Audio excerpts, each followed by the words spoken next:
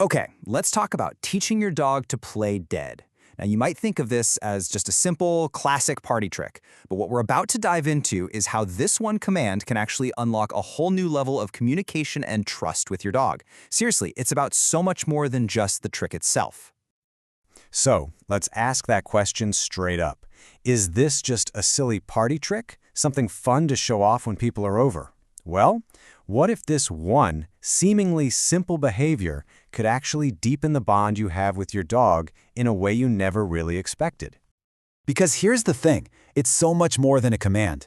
When you teach this the right way, it stops being a trick, and it becomes this powerful exercise in communication, in problem solving. It's really about trust. You're not just barking orders, you're actually starting a conversation. So first things first, let's get into the why. Before we even get to the step-by-step of how to do it, it is so important to understand the ethics and the psychology behind what we're asking our dogs to do here. And this is maybe the most crucial point of all. Think about it. We're asking our dogs to voluntarily put themselves into a position that is, for them, incredibly vulnerable. That's why using a positive, force-free approach isn't just a good idea, it's an absolute ethical necessity.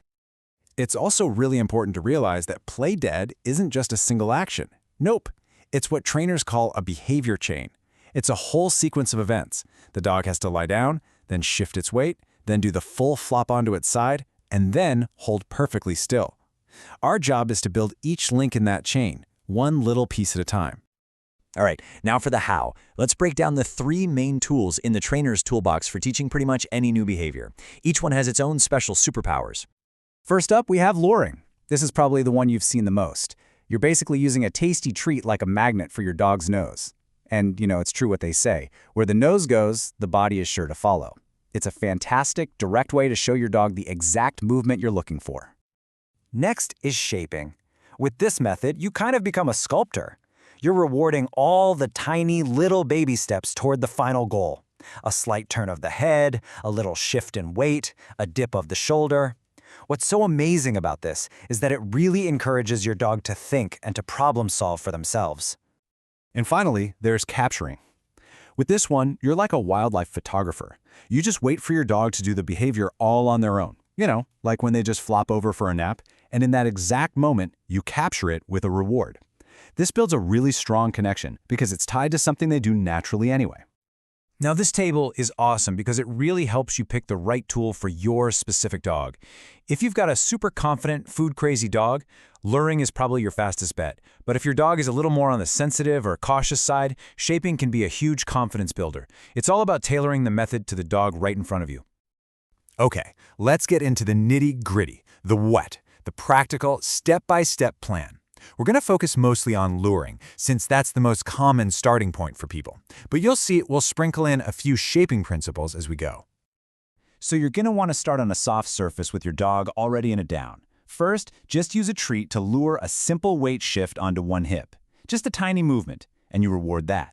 Once that's happening consistently, you'll continue that lure in a nice arc over their back to encourage that full, dramatic flop onto their side.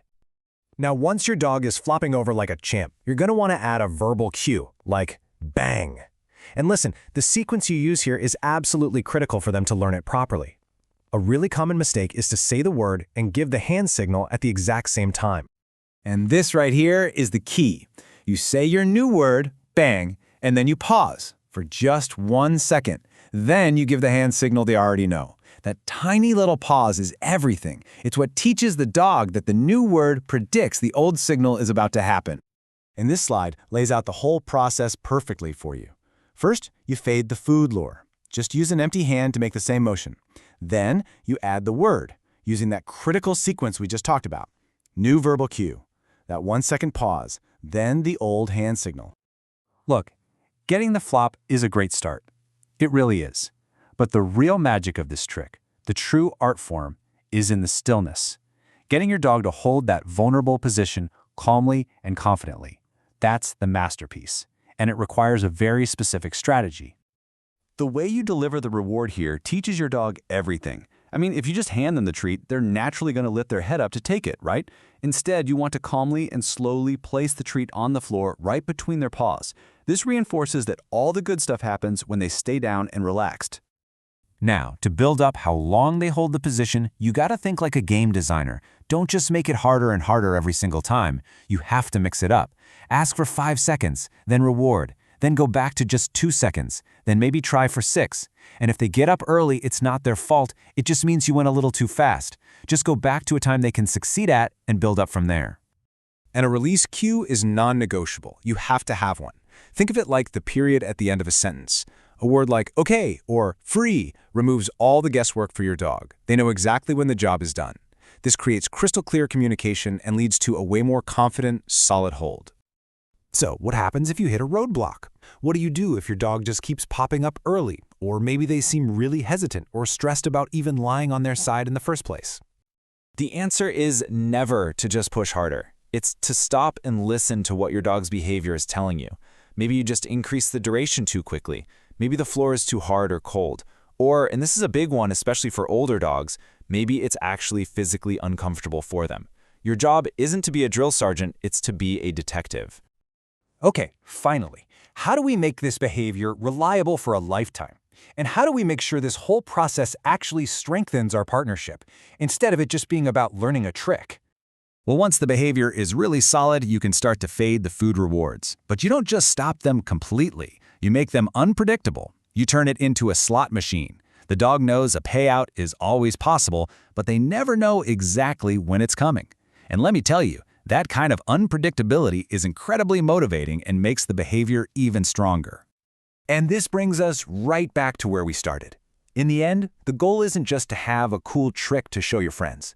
It's about taking what could be a simple, compliance-based task and transforming it into this joyful, collaborative game, one that builds an even deeper foundation of trust and communication with the dog you love.